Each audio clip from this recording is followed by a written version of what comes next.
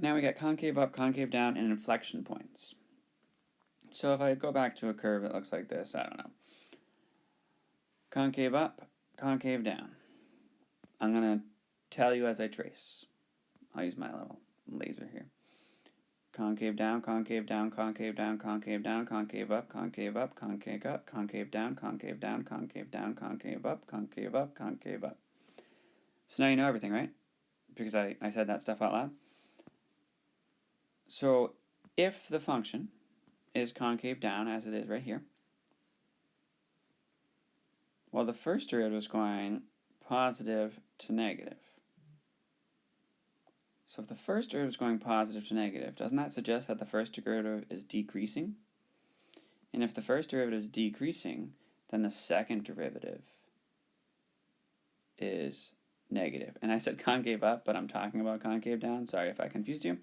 So f is concave down if f double prime is less than 0. Similarly, f is concave up if f double prime is greater than 0. The inflection points.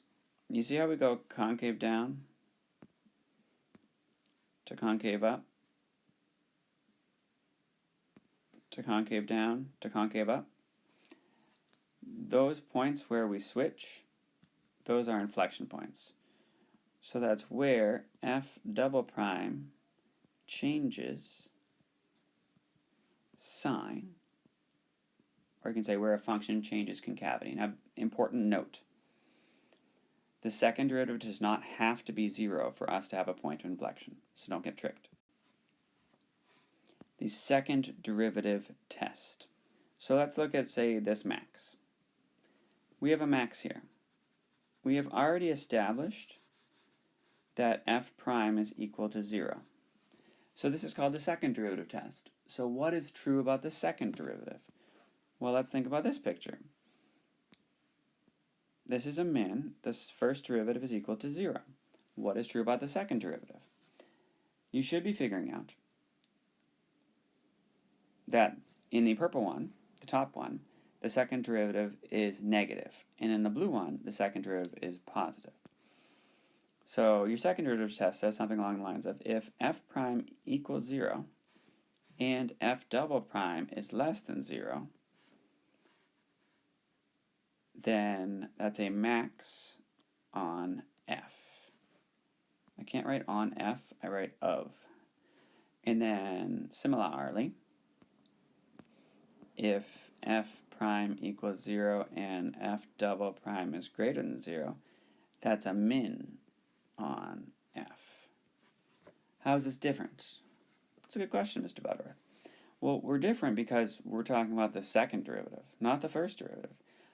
For the first derivative test, we need to know what the sign of the first derivative is on either side of your max or min. For the second derivative, I don't care. All I care about is what is the value of the derivative and the second derivative at that point. There are other differences, but those are a few. Okay, concavity. So, take the first derivative, negative 4x minus 8. Take the second derivative, negative 4. So my y double prime number line is negative. So since y double prime is negative, that means y is concave down. So we did the concavity. Now, and that's easy because y is concave down for its entire domain.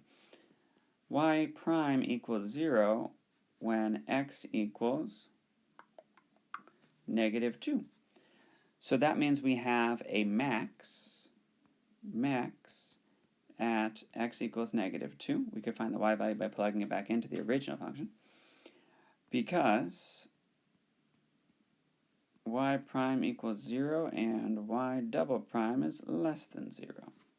And that's your second derivative test, sorry. Ooh, another one, concavity. So I need to take a derivative. So derivative of tangent is secant squared. And then second derivative, I'll change colors, make your life a little easier. Y double prime is 2 secant tangent. And then your question becomes, okay, when is that 0? Well, so my double prime number line, the secant is never 0, so I don't even have to consider that.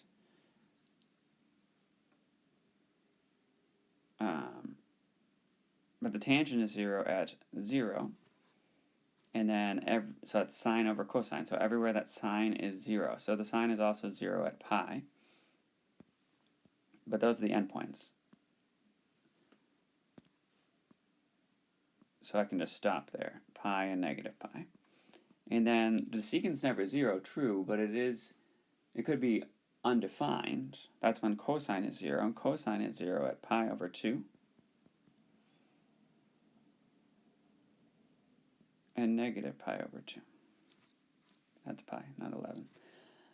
Now, let's see. If I plug in, say, pi over 4, that's first quadrant, right? So cosine and tangent are both positive. And then pi over 2 to pi, all students, so just sine, so tangent and cosine are negative. And then we have, that's fourth quadrant, so cosine's positive, but tangent's negative. And then, same thing. Okay, so we only change concavity at 0. And I'm sitting here very confused because I realized this should be secant squared, because it's secant of x, sorry about that, squared. So it's 2 secant of x, trying to do things too fast, times the derivative of the secant, which is the secant tangent. My apologies.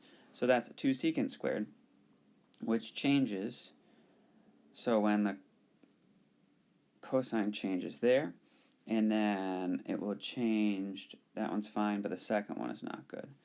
There we go. That'll make more sense in my brain. It's like, I know what the tangent looks like, and this is not working out the way I want it to. So then you can talk about, I have concave up on y, let me get the laser, concave up, concave down, concave up, concave down. But if you think about the tangent, we have a point of inflection here, certainly, because the tangent's doing that swoopy thing. But here we have a vertical asymptote, so we don't have a point of inflection there because it's not a point on the curve. And then same idea here. So our only point of inflection is right here. And then in terms of extrema, there aren't any because we have the swoopy. There's no place. This is never 0. The first derivative is never 0, so we don't even have to consider it in terms of second derivative stuff. Sorry, I butchered that last part, but now I am done.